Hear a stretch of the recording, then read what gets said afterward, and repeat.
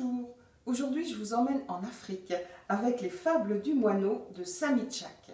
Samy Tchak est un auteur franco-togolais très important, très reconnu par ses pairs, par le monde des lettres et par ses lecteurs bien sûr.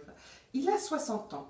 Cette précision a son importance parce qu'il est à un moment de sa vie où il se tourne vers son passé, où il regarde ce qu'il a construit, les éléments fondateurs de son parcours et de son existence, ce qui l'amène à nous entraîner dans l'Afrique des années 60 où il a grandi, une Afrique rurale, et à partir de là, il prend le ton de la fable et fait dialoguer un moineau et un petit enfant, Aboubacar. Aboubacar étant d'ailleurs le vrai prénom de Samy Tchak.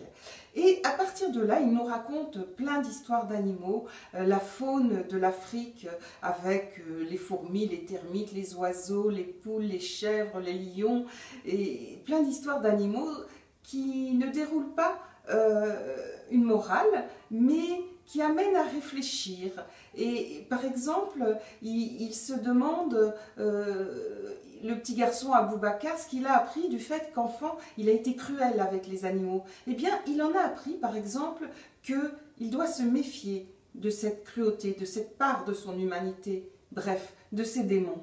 Et avec ce genre de récit, il fait dialoguer cette Afrique ancestrale qu'il a construite avec le monde d'aujourd'hui, puisque cet écrivain a sillonné le monde et il le connaît bien.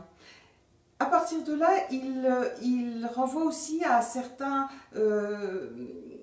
certaines valeurs essentielles. Par exemple, il raconte comment l'oiseau a échappé aux griffes du chat, sachant que l'oiseau a lui-même mangé l'insecte.